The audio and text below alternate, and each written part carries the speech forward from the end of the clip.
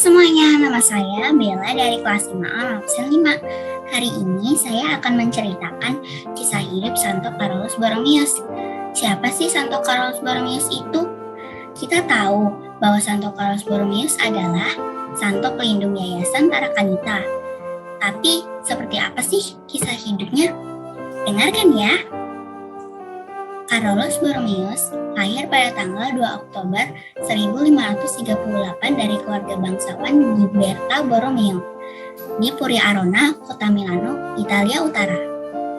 Carolus merupakan putra ketiga dari 6 bersaudara.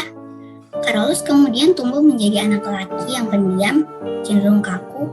Dia berbakat di bidang musik, suka bermain catur, dan suka membaca. Carolus kecil sangat rajin dan pandai. Pada usia 12 tahun, Carolus pergi ke Milano untuk belajar. Di usia 14 tahun, Carolus melanjutkan sekolah bidang hukum di Pavia.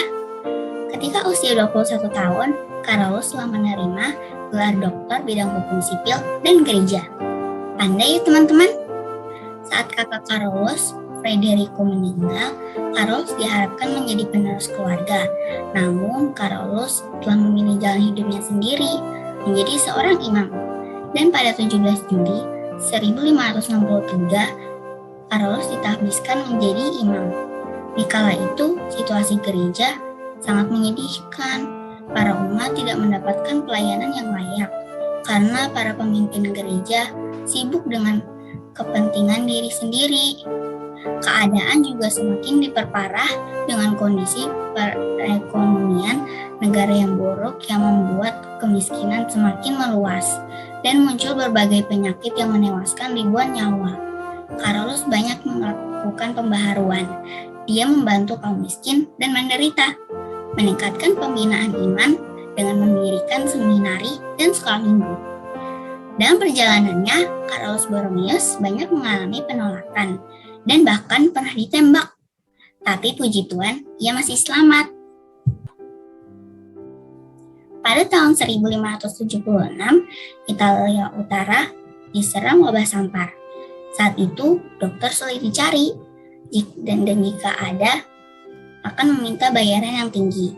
Pemerintah daerah juga memperketat aturan pengasingan. Hal tersebut membuat orang-orang tidak bisa pergi ke gereja. Carolus kemudian menyuruh membangun altar-altar di tempat strategis di dalam kota, sehingga orang-orang bisa mengikuti misa kudus lewat jendela rumah masing-masing. Carolus menjadikan Milano menjadi sebuah gereja yang besar. Santo Carolus mengumpulkan bayi-bayi yang ditinggalkan ibunya di dalam sebuah rumah perawatan yang dilengkapi dengan kandang kambing sebagai sumber minuman bayi itu.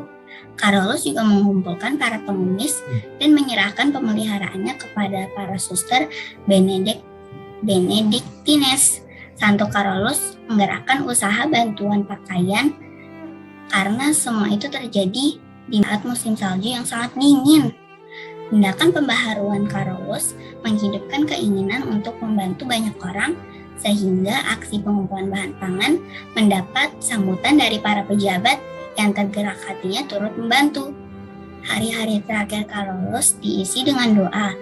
Dia banyak melakukan kunjungan walaupun ia sakit dan kurang istirahat. Para dokter dan sahabat berdatangan menunggunya.